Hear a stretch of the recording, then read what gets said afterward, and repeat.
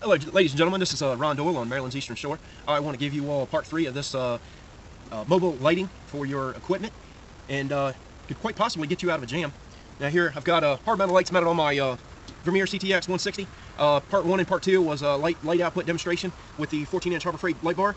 We have side marker lights that are Harbor Freight, and we have backup lights that are Traveler's lights. Well, today, this video, you're going to see battery operated lights. We've got a DCL-077, which is a 12 volt, 20 volt. It is a, we've got a 2060 volt, 6 amp hour battery in there, so it's fairly heavy. That's mostly what I use. And I've got, did a modification video. They are N52 neodymium magnets that are installed into the bottom of this.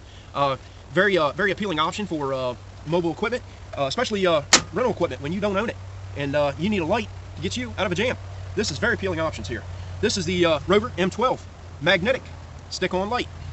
I've got a 6 amp hour battery in this light, and the model number of this light is getting dark out here. 2364-20. The last light option that we have is a L.E.D 4.5-inch round floodlight with a magnetic base. Has a rubber coating on it, so it won't scratch your equipment. They have a 30-foot power cord with a 12-volt cigarette lighter plug. Plug this in, switch off and on. It's on the back side of it. This video is to demonstrate light output, light intensity, light shadowing, and I'm going to try to mount all my lights. I'm going to demonstrate one at a time. I'm going to put it on the highest part of the machine, which is up here in front of the hard-mounted lights. I'm going to give you a light demonstration. We're going to see what magnets on these lights are strong enough to stay on the machine. It may be crunch time. Stay tuned for this video. All right, first up, DCL-077 Dewalt task light. See the light output.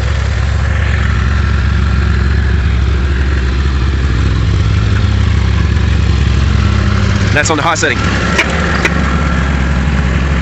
See, it goes out there a right good bit.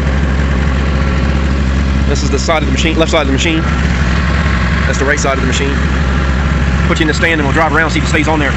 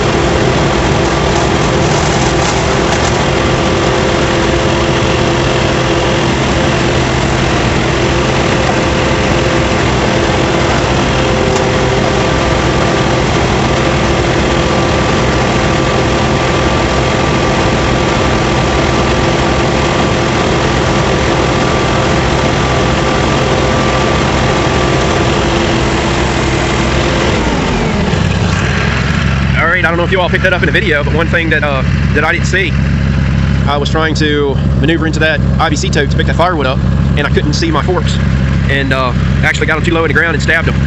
So right now we're looking at this. I've got 48-inch tines on this pallet fork frame, and I can barely see them. I can see them a lot better with my hard-mounted light. So get a little bit of adjustment out of it, and she's pretty rock solid. Those neodymium magnets. All right, Milwaukee M12 Rover light is up next. This is the Milwaukee M12 Rover light. You can see that it's not quite in the vertical fashion. A little bit on an uphill angle. That's on the highest output setting that it has. Cast a pretty good bit of light. Can't see much on the side of the machine though. Neither side. You'd have to maneuver the light around. All right, I'm gonna put you in this stand and give you a little demo on this one.